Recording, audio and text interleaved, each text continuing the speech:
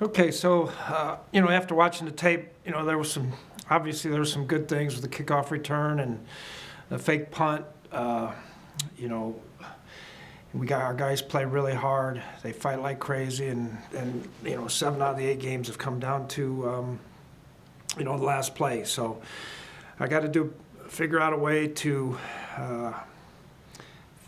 teach them how to finish these games, so we end up being on the other side of this thing as opposed to the way it came out yesterday. So we're working hard to do that and continue to work hard and keep going from there. Questions? Lindsay, followed by Matt. Hey, Coach, I was just wondering, after you went and watched the game again, sort of if you had any additional thoughts on Cam Bynum's performance, and not only his performance, but just, I guess, his mentality of being ready to step in there and go on short notice. Yeah, I think he actually was playing a different position in the game that he's been practicing. So, for him to be able to come in there and for the most part understand exactly where he has to be and what he has to do, I thought was good. I thought he did a nice job in some of the run support things that he had to do, and he'll continue to get better from there. Hey, Mike, you talked a lot in the offseason about how the offense that you wanted it to stay similar. Some of the numbers look quite different, though, like the amount of sacks are down, but yards per attempt are down. Is there differences in the way that it's sort of played out in practice from kind of what it was last year, or is it still similar but being executed differently? Yeah, I just think the situations have been a lot different.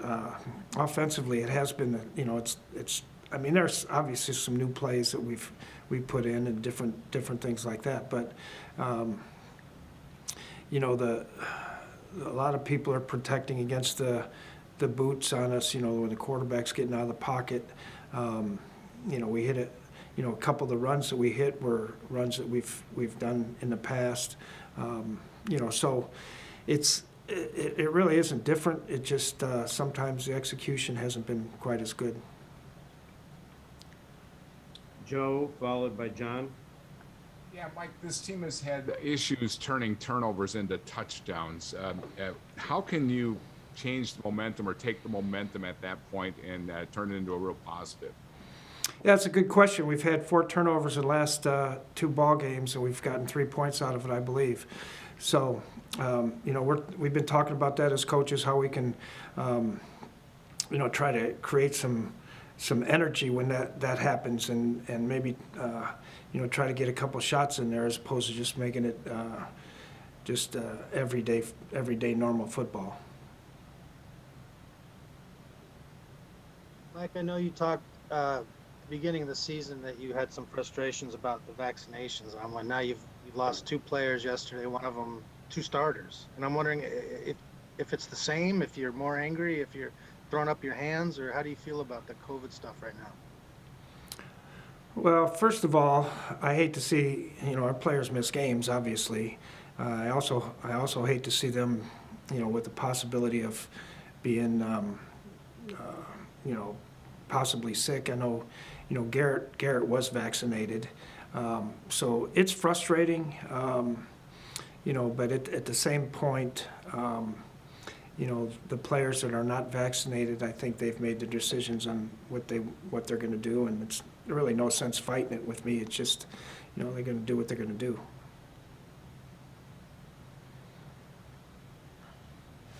Courtney, followed Recording by in progress.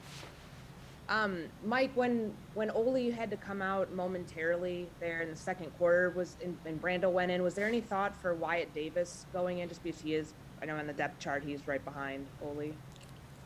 No, not really. Is he coming along the way that you had expected him to this year?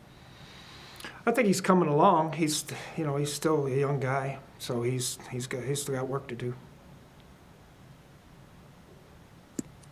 Hey, Mike, I'd heard on the Fox broadcast, we were watching it back, they had mentioned that Harrison obviously, I guess, couldn't travel with the team back. And I'm curious how he ended up making it back to Minnesota.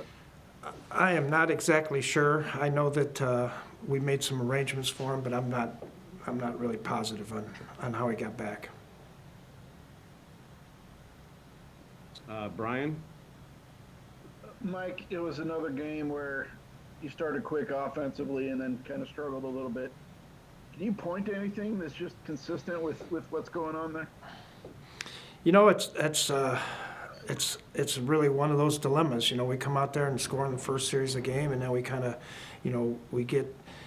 I think what happened there toward the end of the second quarter or into the second quarter, we started getting some penalties, and that's been another frustrating thing that's, you know, kind of kept us from going anywhere. We had, I know on the third downs it was 3rd and 11 or 12 or something like that, and you know, then they started getting some more pressure in those situations. I'm not exactly sure that we did a good enough job on some of the first downs, you know, to create some favorable situations for us. I talked about all week, this last week, about first downs on both sides of the ball would be a big factor in the game. Eric, and then back to Brian. Pardon me? Yeah, Mike.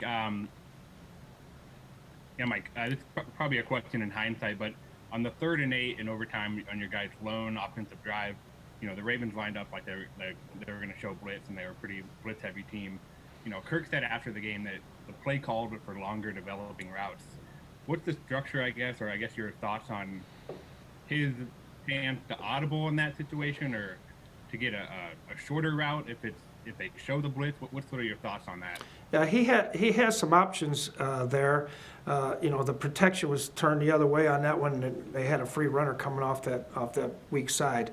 Yeah, could we have been in a better place? Sure. You know, that's part of it, but you know, that series was disappointing to me because I thought, you know, we had a chance to get some momentum. Barr made a great play on the interception, and you know, we didn't do much with it there.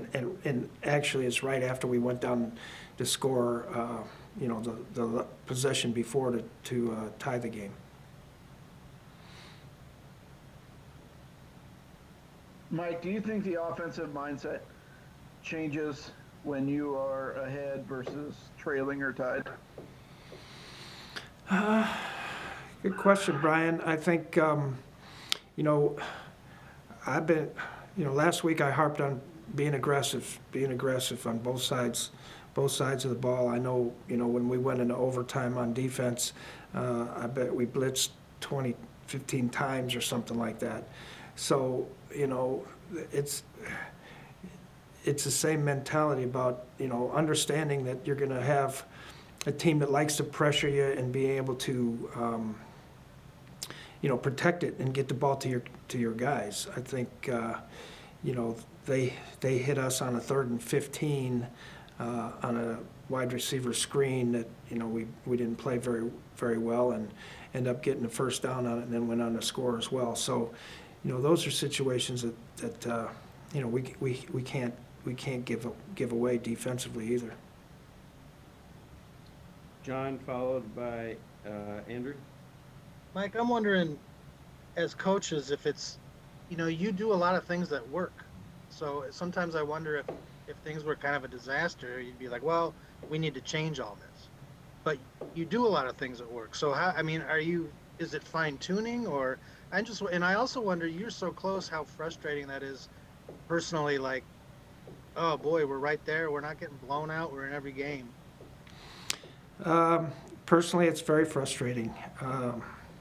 You know, and it's frustrating for the players. You know, they fight their rear ends off like crazy. You know, and it comes down to those situations, and you know, you feel like you really feel like that.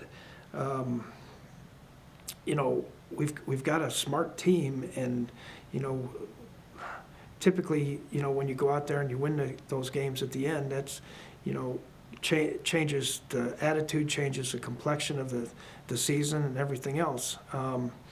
So that part is frustrating, yeah, that, you know, we fight like crazy and can't get it done at the end. And then as far as the, you know, doing the good things, you know, I think you have to be a little bit careful.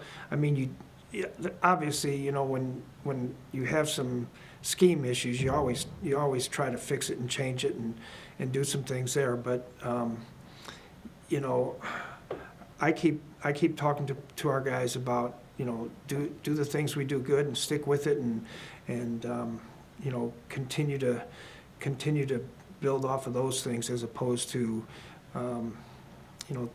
throwing everything out the window and starting new. It's not, it's not to that point. Hey, Mike, when you mentioned just the mentality and maybe taking shots after turnovers and kind of having more of an attack mentality sometimes, is that just a process you think maybe Clint Kubiak's going through as a play caller once he gets past kind of the scripted portions of games and knowing when to kind of pepper in some of those shots? Yeah, well, we call them all the time. It's just whether or not, the defense allows us to get them. Like the first touchdown to JJ, that was one of those times we're going to take a shot, and it worked. And then sometimes you get into some of the other situations, and you get some scenarios. I know there was one time we had a shot called, and they gave us a shell defense, and we end up checking to a run. So there's a little bit of a catch-22, but I do know that we got to get the ball to our guys. Time for two more with Eric and Courtney. And Mike, you mentioned a close win will help the energy of the team. With the defense playing, I think 98 snaps yesterday. How do you kind of manage that right now, having to go from Baltimore all the way out to LA, and just like the physicality of yesterday and the mindset of the team right now? Yeah, I don't know that I've ever seen a game that's had 98 plays on one side of the ball or the other, and so yeah, it's a really good question. I know Barr and Kendricks and Xavier played a lot of almost every single play. Griff had a lot of plays, so some of these older guys on defense, I'm going to have to get them back. I made sure that they got into the recovery room today and got their bodies going. We'll have to try to be smart in practice this week. We're getting the things that we need to get done, but we got to get ready to go. It is what it is. We got to go out and play. Mike, Kirk was talking about how a lot of times he's mentioned this at multiple points this season, that when teams are playing too high, it just takes away, what he wants to do downfield, and that he can only go off of what a defense gives him. But given how frequently other teams in the NFL see a cover 2 look, do you expect there to be more adjustments in those situations to where it's not just relying on, Kirk taking a shot? Yeah, most all the routes have cover 2 concepts with them. Sometimes it is a check down. Sometimes it's hitting the ball between the safeties. Sometimes it's high low in the corner. There's a lot of different concepts that they cover 2. If that's the case, then we need to make sure that we're getting those concepts called a heck of a lot more.